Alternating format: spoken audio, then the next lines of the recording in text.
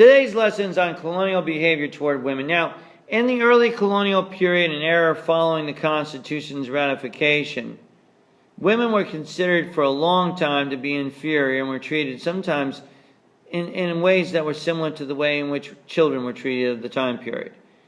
Back in the 17th century, women were thought to be the manipulator or possessor of the male. The women would manipulate in sexual acts, and one could not really trust a woman because of the dubious things that she might do. It isn't any wonder, given this information, that women were often perceived to be possessed with the devil, and we see this obviously with the Salem witchcraft trials. The belief was that certain women were possessed with the devil. They could cast spells and condemn people to do all sorts of strange things.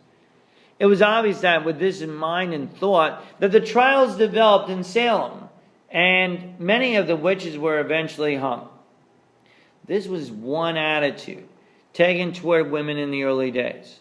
Other attitudes taken toward women included the fact that they were treated in such an inferior way that they almost became like property.